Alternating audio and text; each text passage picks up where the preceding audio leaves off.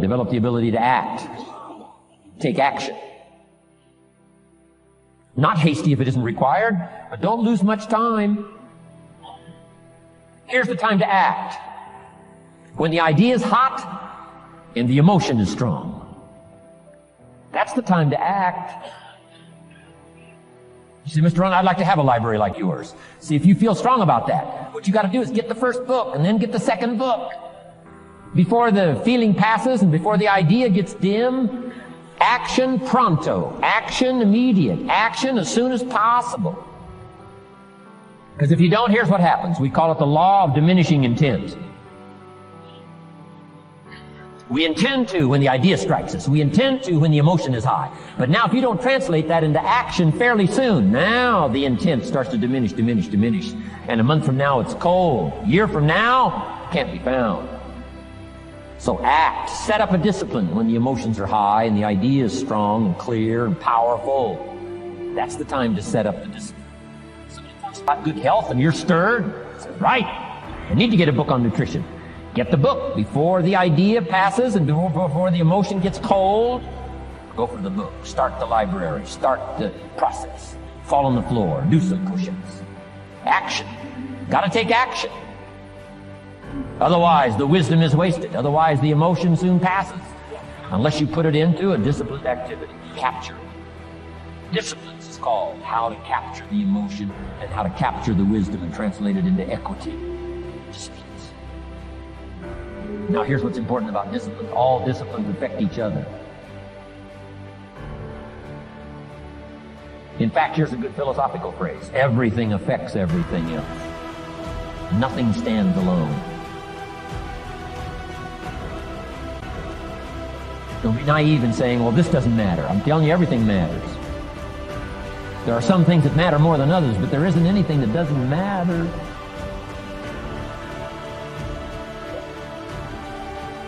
We all pity the man who says, well, this is the only place I let down. Not true. Key to take home. Every letdown affects the rest of your performance. Every letdown affects the rest. This is part of the educational process on personal development. If you don't take the walk around the block, you probably won't do the apple a day. If you don't do the apple a day, you probably won't start building your library. If you don't build your library, you probably won't keep a journal, and you won't take pictures, and then you won't do this, you won't do wise things with your money, won't do wise things with your time, won't do wise things with your possibilities and relationships, and the first thing you know, 6 years of that accumulated, and we say you have messed up.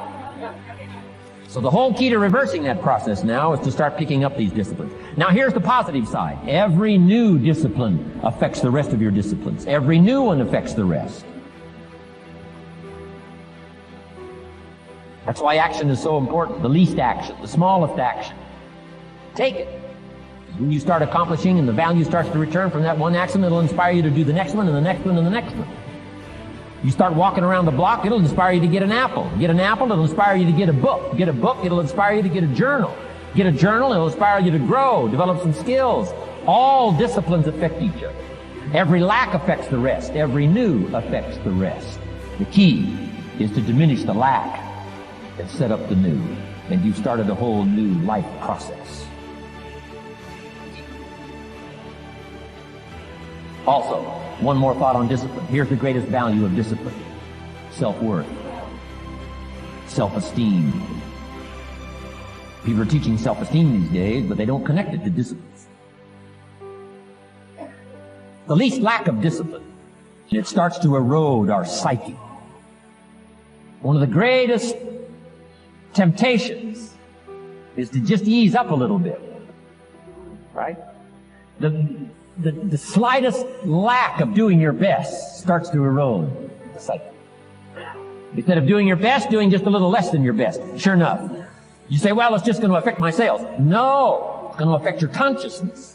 It's going to affect your philosophy. Now you've begun in the slightest way to affect your own philosophy. Here's the problem with the least neglect. Neglect starts as an infection. And if you don't take care of it, it becomes a disease. And one neglect leads to another. And the worst of all, when neglect starts, it diminishes our self-worth, our self-confidence, our self-value. You say, well, how can I get back my self-respect? I'm telling you, you don't have to go to 29 classes. All you have to do is start the smallest discipline that now corresponds to your own philosophy. Like I should, and I could, and I will. No longer will I let neglect stack up on me so that I will have the sorry scenario 6 years from now, giving some excuse instead of celebrating my progress. That's the key to discipline. Okay? Let's get kids involved in the least of disciplines. One more, and then one more, and then another one, and then another one, and then some more. And the first thing you know, you're starting to weave the tapestry of a disciplined life into which you can pour more wisdom and more attitude and more strong feeling, more faith and more courage. Now you've got something, a vessel in which to put it. And now the equities start to flow. And the early return, I'm telling you, if you'll start this process, the early return will have you so excited, you'll commit yourself to this strategy for the rest of your life. You'll never go back to the old ways. Join a new crowd. Join a new group. The disciplines to do. Take action. I recommended the last time I was here the little book, Richest Man in Babylon, and I said I've lectured now to over 3 million people in the last 33 years, and I've recommended this little book to almost all of them, I think. Guess how many have actually gone and got this little book? Answer, very few. My best guess is 10%. Such an easy thing to do. In that last seminar, right, I suggested this little book, number one, is easy to find. Number two, it's easy to buy. The most you can pay for it, $6, $7, $8. You can borrow that from your kids. And number three, it's easy to read. It's in story form. That's why I use it for teenagers, teaching them how to be rich by 40, 35 if you're extra bright, much sooner if you find a unique opportunity. But if it's easy to find and easy to buy, and if it's easy to read, why wouldn't everybody go get it? We don't know. What do you know? You don't know. I don't know. Nobody knows. Here's how profound it is. Some do and some don't. Now here's the numbers. About 10% do. 90% don't or won't. We don't know the mystery of that. And I'm telling you, 10 years from now, those numbers will still be the same. 10% will, 90% won't. The numbers don't change. Only the faces change. You're looking at one of the faces. I used to belong to the 90% who couldn't be bothered even if it was easy. Guess how many people have a library card? Wisdom of the world available. Transform your life in any value amount you want. By the way, how much is a library card in Texas? Free. Here's what free is. Easy. I mean, it can't be any easier than free. Somebody says, well, would you bring it by? Well, no. At least you got to go get it. No.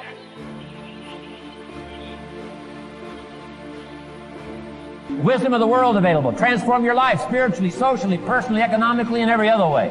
Teach you how to be rich and powerful and sophisticated and healthy, influential. How many people have a library card? Answer, 3%. 95, 97% couldn't be bothered. Guy specializes in happy hour, but he doesn't have a card. And now readily and quickly blames the government and blames his company and blames policy and blames the pay scale. When if he only knew, if he joined the 3%, here's my advice to you today. Walk away from the 97%. Don't talk like they talk. Don't act like they act. Don't go where they go. Don't specialize in what they specialize in. Throw away the blame list they cling to. Start you a new life. You say, well, is it as simple as getting a library card and join the 3%? And the answer is, of course. Of course. That's how easy this stuff is. This is so easy. It's so simple. It's not complex. You don't need a 2,000-year-old guru. You don't need multi-track affirmations. I'm telling you, don't. Affirmation without discipline is the beginning of delusion. Don't let somebody sweep you into some contrary way to nature itself says, unless you labor. The miracle of the seed and the soil and the seasons and God and all the other stuff that's available, sunshine and rain, that's not available to you by affirmation. It is only available to you by labor.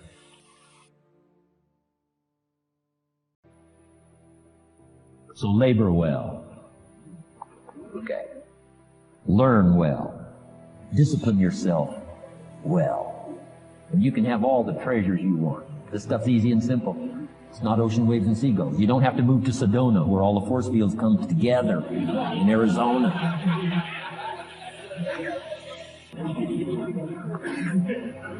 Let's teach our kids the simple ways to transform their health, number 1. Their economics, number 2. Their ability to communicate, number 3. Their life and treasure and lifestyle, number 4. Spirituality, number 5. And the list goes on and on.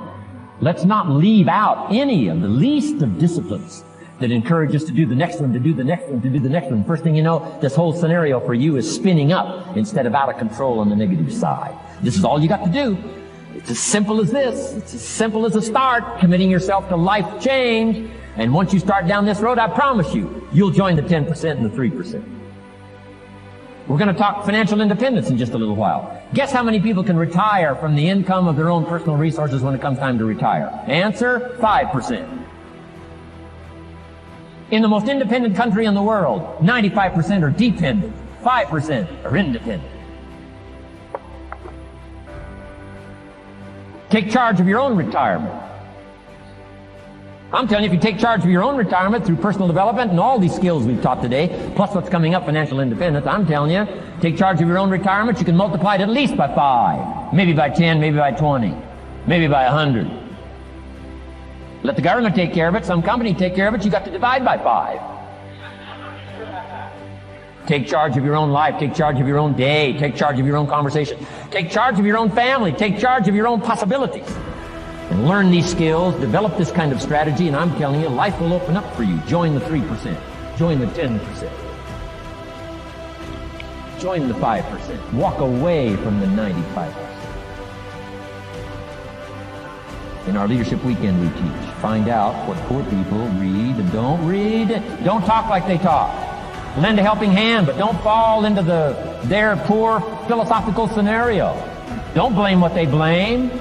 Don't use the excuses they use. It's called the language of the poor. Switch gears, switch language, switch ideas, switch strategy. Start with the simplest of disciplines. And don't be mean any of these disciplines. The smallest of disciplines starts the process of life change. And if you'll invest in this thing called discipline, you can have whatever you wish. It's called the beginning of a miracle. Now here's the last clue on discipline. Do the best you can. We covered earlier, but here's a good scenario for the do the best you can. I've got a good question for you. Is the best you can do all you can do? And the answer is no. Strangely enough. If we all fell on the floor right now and did as many push-ups as we possibly could, and let's say for some reason you haven't been into push-ups lately, I can't imagine why, but let's say the best you can do is 5. And you look up at the rest of us and say, hey, 5 is the best I can do. We can tell by the look on your face that's probably true. 5 is the best you can do. Now, is 5 all you can do?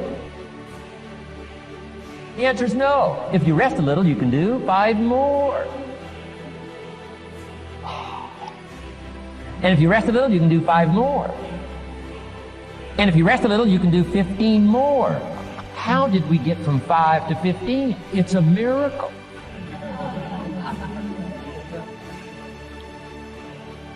And if you rest a little, you can do 15, rest a little, you can do 15, rest a little, you can do 20.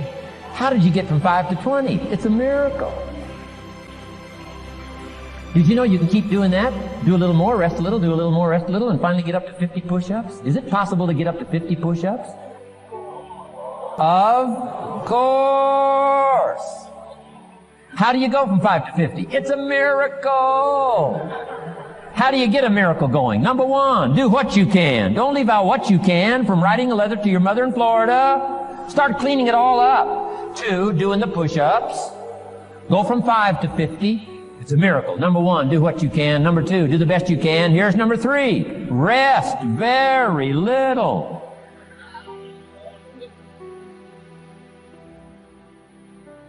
Don't rest too long.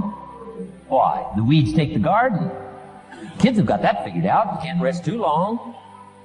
Here's the clue. Make rest a necessity, not an objective.